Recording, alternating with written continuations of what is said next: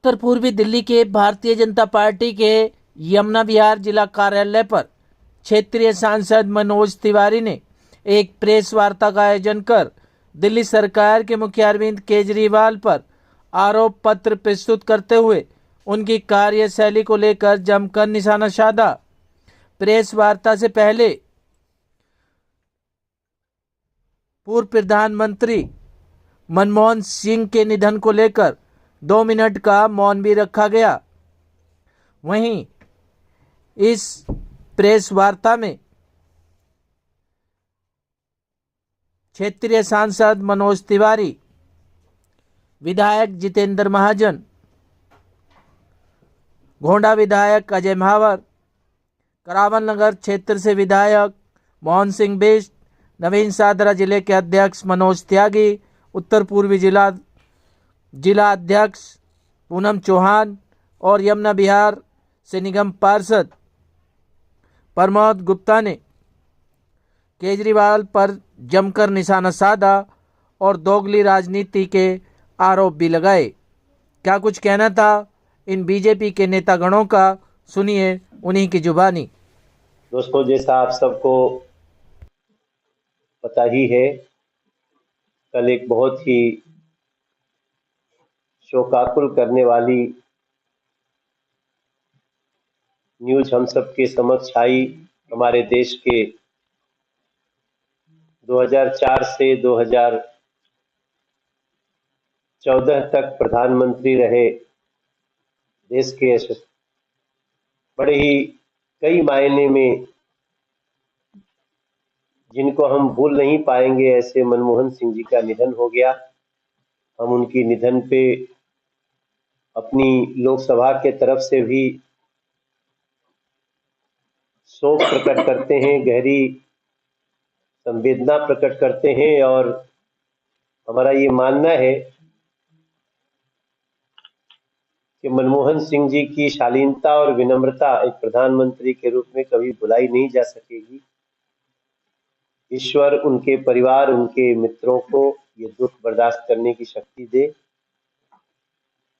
वो हमेशा लोगों के दिलों में रहेंगे। प्रधानमंत्री जी नरेंद्र मोदी जी ने स्वयं कल बहुत ही महत्वपूर्ण शब्दों में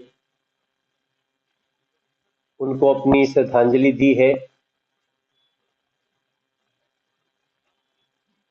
उसके पश्चात हम सब आपके सामने एक प्रेस कॉन्फ्रेंस के लिए उपस्थित हुए हैं, जिसमें हमारे जिले के दोनों जिलों के जिलाध्यक्ष, हमारी लोकसभा के मनोज त्यागी जी और पूनम चौहान जी साथ में बैठे हैं और साथ ही हमारे तीनों माननीय विधायक आदरणीय मोहन सिंह बिष्ट जी, जितेंद्र महाजन जी और अजय महावर जी। अनंत त्रिवेदी जी ने इस प्रेस कॉन्फ्रेंस को लीड किया है। हम लोग आज आपके सामने जो झूठ की दीवार अरविंद केजरीवाल और उनके साथियों ने पिछले 10 साल से खड़ा करने की कोशिश की है, उस झूठ की दीवार की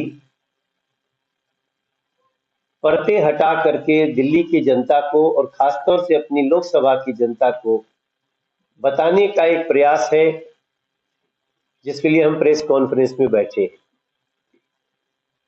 कई महत्वपूर्ण बातें आज हम अपने आप से करेंगे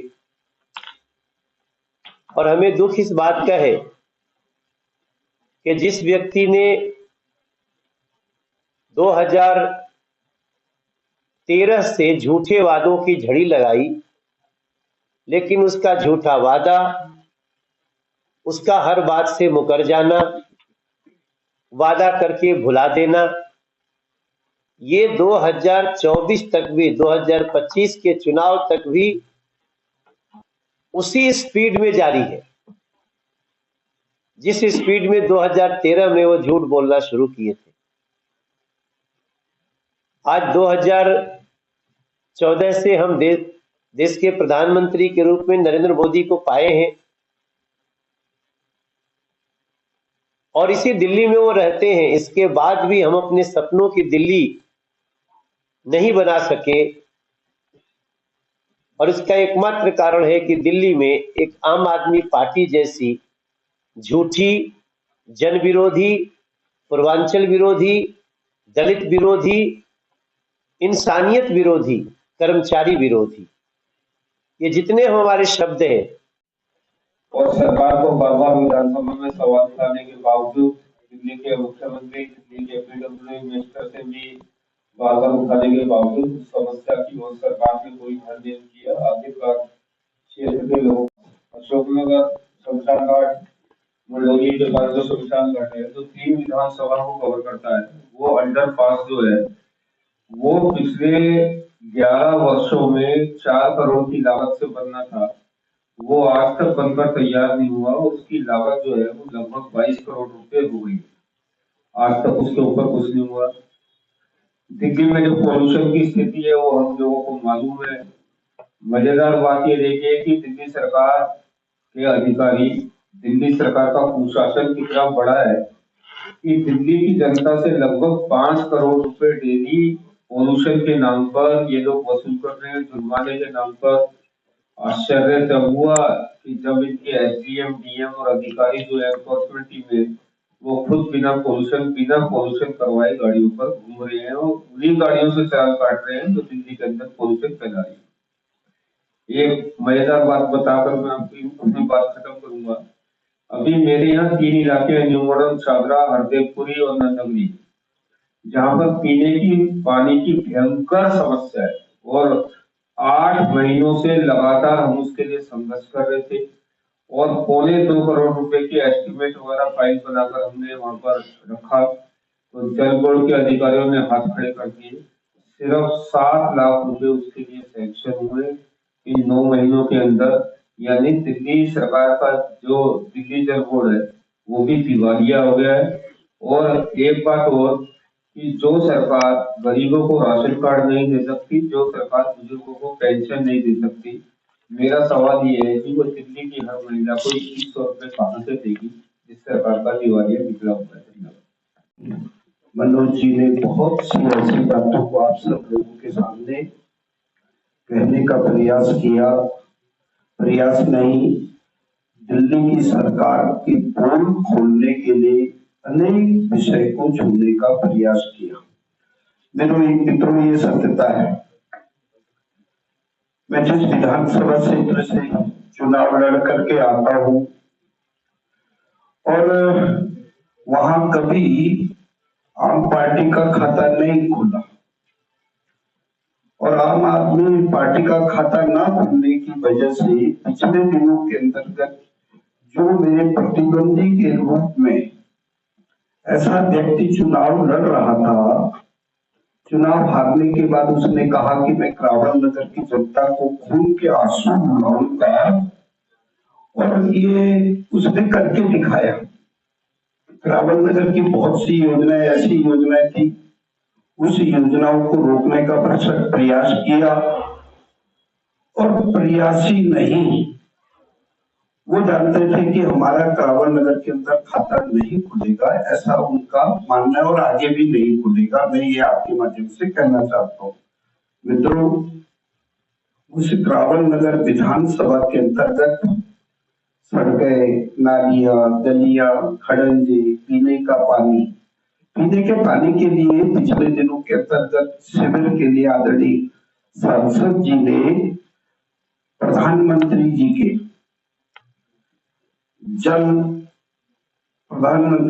अमृत योजना के तहत क्रावल नगर को 82 करोड़ रुपया शिविर डालने के लिए सोनिया बिहार को दिलाया था।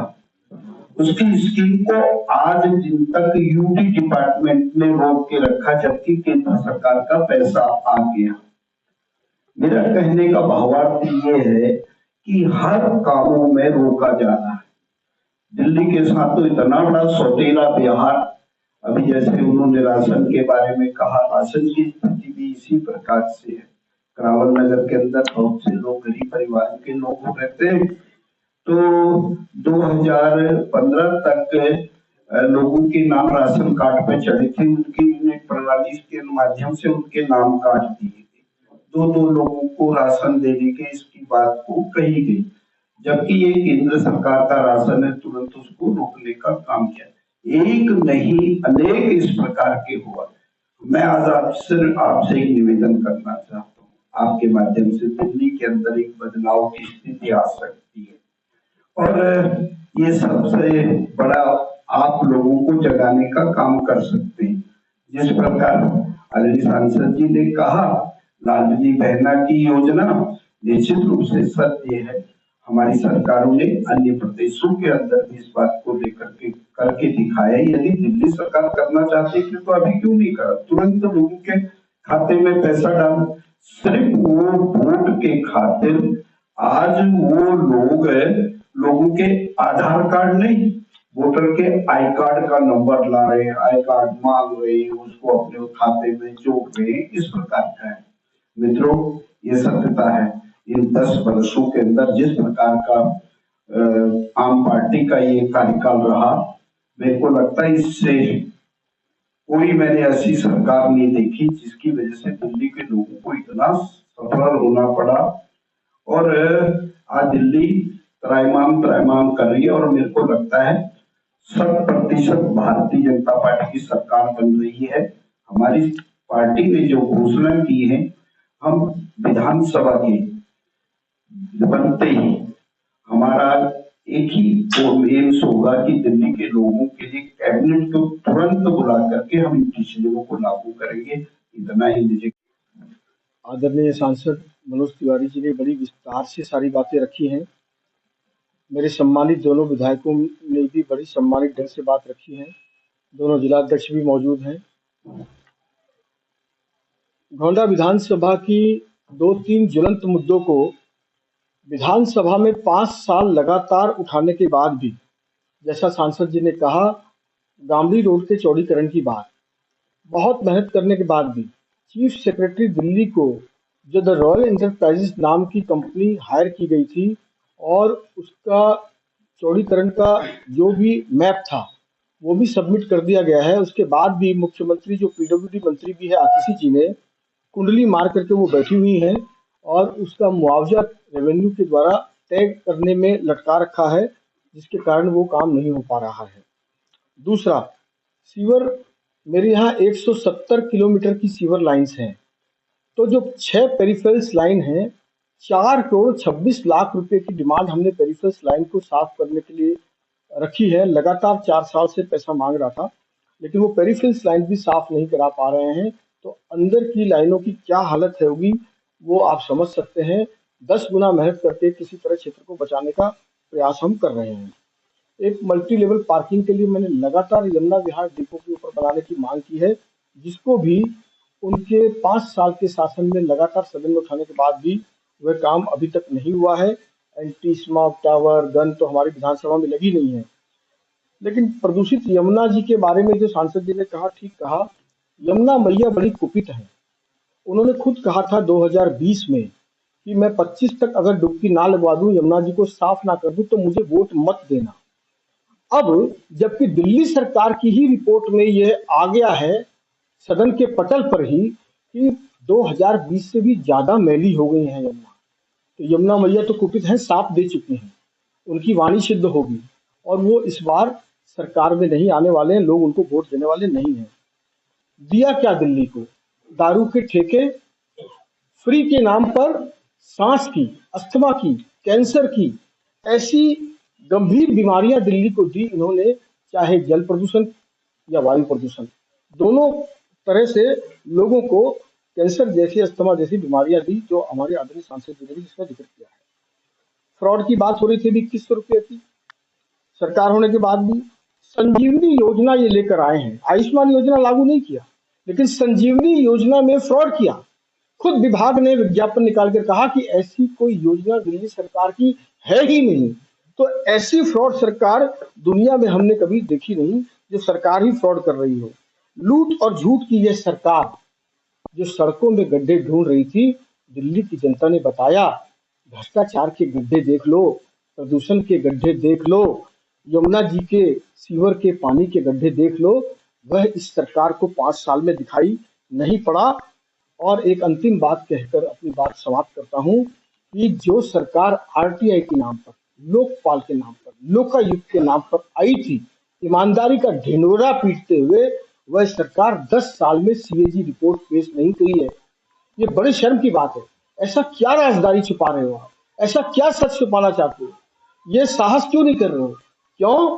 क्योंकि परत दर परत भ्रष्टाचार की तमाम तस्वीर आपकी उजागर हो जाएगी। आपका दागदार चेहरा दिल्ली और देश के सामने आ जाएगा। इसलिए सीएजी रिपोर्ट 10 साल से दबाकर बैठी है ये सरकार। मुझे लगता है कि कोर्ट में हम गए हैं, जल्द ही कोर्ट फैसला सुना देगा, तो इनको चुनाव की जो अधिसूचना जारी हुई उससे पहले बुलाना पड़े।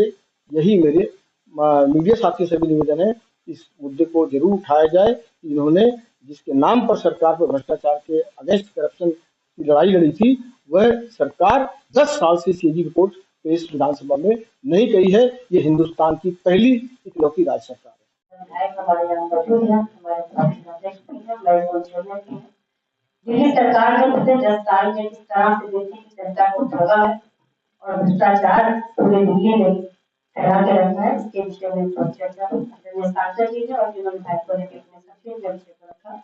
मैं सिर्फ एक बार आपके ध्यान में दिलाना चाहती हूँ कि 5 विधानसभा हमारी उत्तर प्रदेश में आती है और 5 विधानसभा में हमने जो आरोप पत्र जो बनाया है, ये हमने प्रत्येक वर्ग को उसके पास जाकर अपने इस ऑफिस में बैठ के नहीं बनाया। हम जनता के बीच में गए, जनता ने जो हमें बताया उसी के आधार पर ये आरोप पत्र आपके सामने प्रस्तुत कर रहे हैं। चाहे महिलाओं को लेकर बात हो, झुग्गी झोंपड़ी में जो हमारे भाई रहते हैं उनको लेकर बात हो, युवाओं को लेकर बात हो, एससी वर्ग को लेकर बात हो, किसी समाज को लेकर बात हो, समाजों को लेकर बात हो, किस तरह से अरविंद केजरीवाल ने एक भी वर्ग के हित में कोई काम नहीं किया। और आज वो महिला सम्मान निधि की बात करते हैं, तो मैं पूछना चाहती हूँ आपके माध्यम से कि उन्हीं की स्वाति मालीवाल को उन्होंने अपने ही ऑफिस में भिजवाया और उन्हीं के ही विधायकों ने किस तरह से, आप सब जानते हैं कि 4-5 विधायकों ने महिलाओं के साथ किस तरह से दुर्व्यवहार किए, आप सब इसके साक्षी हैं। तो आज वो किस बात से, किस मुंह से महिला सम्मान की बात करते हैं। और आज जगह जगह जो होर्डिंग लगे हैं कि भाई गुरुकुल केजरीवाल जैसा, तो शर्म आनी चाहिए ऐसे भाई पर जिसने अपनी ही बहनों के घर में उनकी बहनों, उनकी बेटियों को, उनके युवाओं बेटों को और उनके पतियों को इस शराब की नगरी में छोड़ने का काम किया। ऐसे भाई के लानत है और दिल्ली की कोई भी बहन मैं नहीं समझ सकती कि ऐसा भाई चाहती भी हो। तो केजरीवाल जी जिस तरह का दौरा चरित्र आप रखते हैं, जनता समझ चुकी है। भारतीय जनता पार्टी मोदी जी की गारंटी की सरकार दिल्ली में पूरे जा रही है और दिल्ली मोदी की गारंटी के साथ विकास की राह पर चलेगी। और जो हमारी नॉर्थ ईस्ट दिल्ली को या पूरी दिल्ली को आम आदमी पार्टी सरकार के मुखिया ने बदनाम किया, भ्रष्टाचार में लिप्त हुई, पर हमारी नॉर्थ ईस्ट लोकसभा को दंगों के नाम से बदनाम करने वाले भी केजरीवाल थे, जिन्होंने दिल्ली इस नॉर्थ ईस्ट को दंगों में झोंका। आज दिल्ली उस गम को नहीं भूली है। एक तरफ भ्रष्टाचार की चर्चा है तो दूसरी तरफ यहाँ पर दंगों की भी चर्चा है। सांसद जी ने झुग्गियों में काफी प्रवास किया, अपना जीवन झुग्गियों से शुरू भी किया। ये सरकार जब आई थी तो इन्होंने झुग्गी वासियों को बहुत बड़े सपने दिखाए थे। मैं अपने मीडिया के सभी मित्रों से ये निवेदन भी करूंगा कि झुग्गियों में जो डोसिप द्वारा शौचालय या झुग्गी के लोग अपना जीवन यापन कैसे कर रहे हैं, उसके बारे में एक बार उस रिपोर्ट को भी आपको दिखाना चाहिए। झुग्गी वालों को इन्होंने क्या सपने दिखाए थे। जब सांसद जी भी झुग्गियों में रात्रि प्रवास पे रहे या भाजपा के कार्यकर्ता रहे, तो एक तरफ ये अपने लिए शीश महल बनाते हैं, सोने के कम्बोर्ड पर को ये यूज करते हैं, और झुग्गी वासी डूसिप का वो शौचालय जिसमें घुसना भी मुश्किल हो, वो अपना जीवन यापन कैसे करते हैं। तो इस सरकार का जाना तय है, क्या वो झुग्गी वासी और अनऑथराइज हो, भ्रष्टाचार में डूबी हुई सरकार को जाना पड़ेगा। और मोदी सरकार को और भारतीय जनता पार्टी की इस वक्त सरकार दिल्ली में जनता लाने के लिए आतुर है। आप सभी का बहुत बहुत धन्यवाद। सांसद जी, विधायकगण, ये प्रमोद गुप्ता जी जोन चेयरमैन है इस समय यहाँ के पार्षद हैं और एमसीडी के जोन चेयरमैन हैं, जो भारतीय जनता पार्टी के जोन चेयरमैन। सम्मानित मंच, उपस्थित सभी मीडिया के बंधु,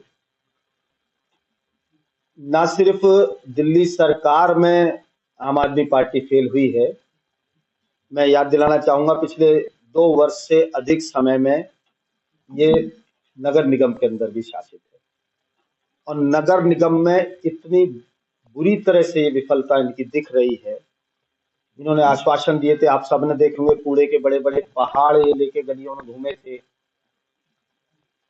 कर पाना तो बहुत दूर की बात है। क्या अरविंद केजरीवाल जी से मैं प्रश्न करता हूं इस मीडिया के माध्यम से, उन्होंने प्रयास क्या किया है नगर निगम के माध्यम से उस पहाड़ को कम करने का? 1 इंच कम तो हुआ ही नहीं। दूसरा बिंदु मैं आपके माध्यम से उनसे प्रश्न पूछना चाहूंगा कि आज शाहदरा उत्तरी जोन के अंदर 750 पार्क हैं, जिसमें 80 पार्क यमुना विहार क्षेत्र के अंदर है।